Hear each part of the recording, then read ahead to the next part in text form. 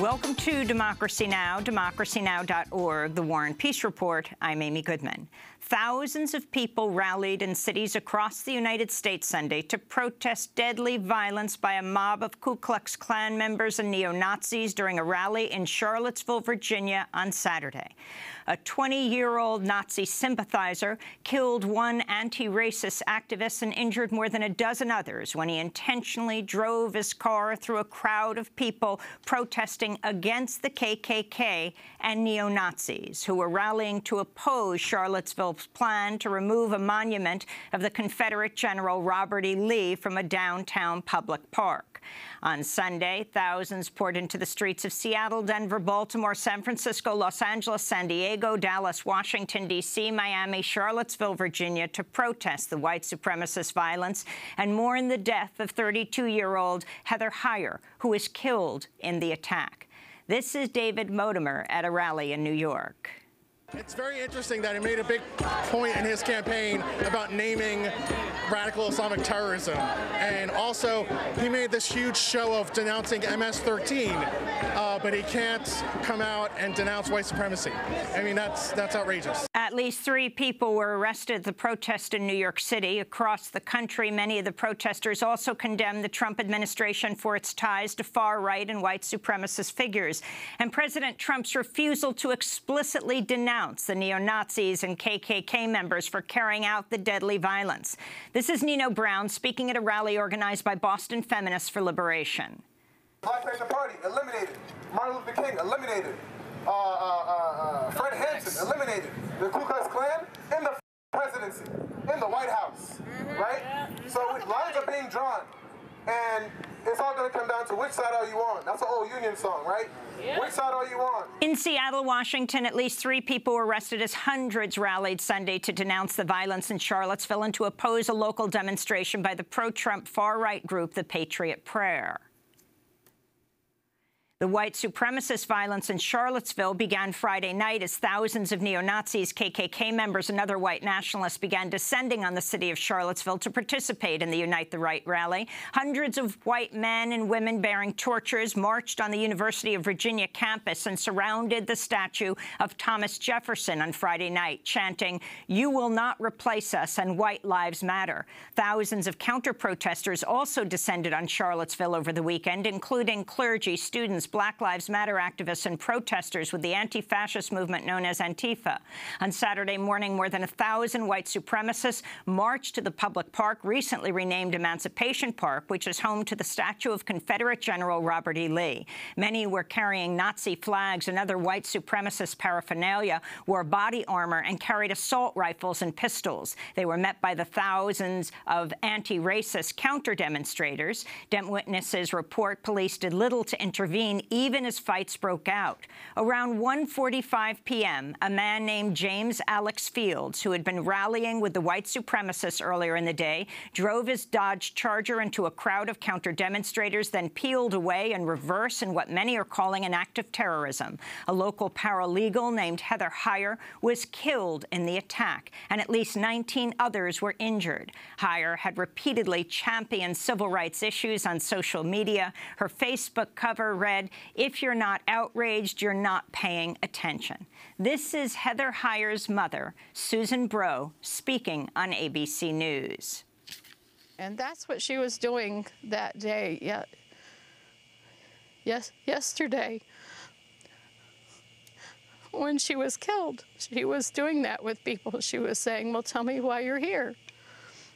And I know this because this is what her friends told me. And that's what Heather's life was all about: passion for fairness, passion for equality, passion for justice. Heather Heyer's mother speaking on NBC this weekend. One of James Alex Fields' high school teachers says he was obsessed with Adolf Hitler and Nazi military history and showed clear Nazi sympathies that the teacher tried unsuccessfully to steer him away from. Fields has been charged with 1 count of second-degree murder and is slated to be arraigned today. 2 state troopers, Pilot Lieutenant H.J. Cullen and Trooper Pilot Burke M.M. Bates, also died Saturday when their helicopter crashed en route to the scene of the violence. Photographs and videos also show white supremacists beating other counter-demonstrators, including a young African-American protester named DeAndre Harris. He said, quote, "They were trying to kill me out there. The police didn't budge, and I was getting beat to a pulp," he said. This is Virginia Governor Terry McAuliffe condemning the violence. And I have a message to all the white supremacists and the Nazis who came into Charlottesville today. Our message is plain and simple. Go home. You are not wanted in this great Commonwealth. Shame on you. You pretend that you're patriots, but you are anything but a patriot. President Trump, however, refused to single out white supremacist violence. We condemn in the strongest possible terms this egregious display of hatred, bigotry, and violence on many sides, on many sides. It's been going on for a long time in our country. Not Donald Trump, not Barack Obama. This has been going on for a long, long time. It has no place in America. What is vital now is a swift restoration of law and order and the protection of innocent lives. Trump's comments sparked widespread outrage. A new White House statement on Sunday explicitly denounced the Ku Klux Klan and neo-Nazi groups, but it was attributed to an unnamed spokesperson and not the president himself. Other members of the Trump administration have more explicitly condemned the violence. Trump's national security advisor, H.R. McMaster, said the attack constituted terrorism. Meanwhile, in Lexington, Kentucky, Mayor Jim Gray says Lexington will remove 2 Confederate monuments from the former courthouse after the white supremacist violence in Virginia. After Headlines will go to Charlottesville, Virginia, and spend the hour speaking with people who were there on Saturday, including a witness to the deadly attack, a nurse who treated the injured counter-protesters, faith leaders, and more. In Afghanistan, local officials say U.S. airstrikes killed 16 civilians, including women and children, Thursday, as the civilians were fleeing an ISIS-controlled area in eastern Afghanistan. One local resident, Mohammed Khan, who works as a truck driver, told the New York Times he lost 6 members of his family in the U.S. attack, including 2 children and 2 women. The Pentagon's claiming the victims of the U.S. airstrikes were militants. In Syria, the local journalistic group Raqqa is being slaughtered silently, says nearly 1,000 civilians have been killed amidst the ongoing U.S.-led offensive to seize control of the city of Raqqa from ISIS. Over the last 2 months, U.S. Marines, U.S.-led airstrikes, U.S.-backed Syrian troops have carried out the offensive, which has displaced hundreds of thousands of Raqqa residents from their homes and destroyed parts of the city. Raqqa is being slaughtered silently reports at least 2 doctors were killed over the weekend in Raqqa. Fuad Bashir Ajali, reportedly killed by a U.S. airstrike, and Ibrahim Khalil al-Shawak, reportedly killed as he attempted to flee Raqqa by a landmine planted by ISIS. Meanwhile, in Syria's Idlib province, 7 volunteers with the Syrian Civil Defense Rescue Group, better known as the White Helmets, were shot to death by unidentified attackers who stormed the White Helmets' offices on Saturday. Another 7 media activists with the Aleppo Media Center were also killed in the attack, which occurred in the rebel-held city of Sarmin. In Pakistan, ISIS militants have claimed responsibility for a suicide bomb attack on a military truck that killed 8 soldiers and at least 7 other people in the southwestern city of Quetta Saturday. The Pakistani military says the attack was targeting planning efforts for Independence Day celebrations. Today and tomorrow mark the 70th anniversary of India and Pakistan's independence from British colonialism. Vice President Mike Pence is in Colombia today for his first stop in a regional tour where he and the Trump administration are facing widespread opposition to President Trump's threat of launching a possible U.S. military intervention in Venezuela. We have many options for Venezuela. And by the way, I'm not going to rule out a military option. We have many options for Venezuela. This is our neighbor. This is, we're all over the world. And we have troops all over the world in places that are very, very far away. Venezuela is not very far away, and the people are suffering, and they're dying. We have many options for Venezuela, including a possible military option if necessary. That was President Trump speaking on Friday. His comments sparked widespread outrage across Latin America and inside Venezuela. This is Venezuelan Foreign Minister Jorge Arreaza. The warmongering declarations from President Donald Trump, clearly framed in the systematic aggressions of the United States administration against Venezuela, represent a direct threat against peace, stability, independence, territorial unity, sovereignty, and the right to self-determination of the Bolivarian Republic of Venezuela. In Bolivia, indigenous people and environmentalists protested Sunday against the government's move to resurrect plans to build a controversial highway through indigenous territories in a national park in the Amazon. Opponents of the highway say it'll further the deforestation of the Amazon and destroy the land and livelihoods of indigenous communities. On Sunday, Bolivian President Evo Morales signed into law the controversial legislation stripping a national park of its protected status, paving the way for the highway's construction. This is indigenous leader Fernando Vargas.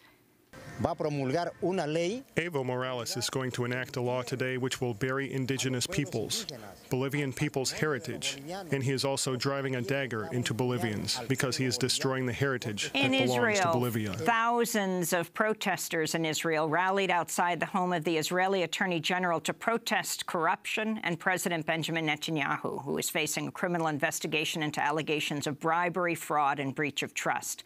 Netanyahu has been accused of trading political favors for $130,000 worth of luxury gifts, including cigars and champagne. The Israeli prime minister is also reeling from leaked transcripts of secret recordings that show he traded favors for positive coverage from Israel's dominant newspaper.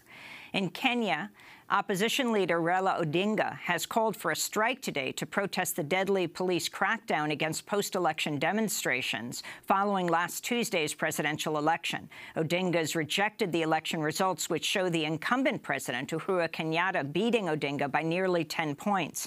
Over the weekend, police attacked pro-Odinga demonstrators in Nairobi and the port of Kisumu with tear gas and live fire, killing at least 11 people. At least 24 protesters have been killed in demonstrations since the election nearly 1 week ago. In Burkina Faso, at least 20 people have been killed after gunmen opened fire inside a Turkish restaurant in the capital Sunday. No group has claimed responsibility for the attack so far.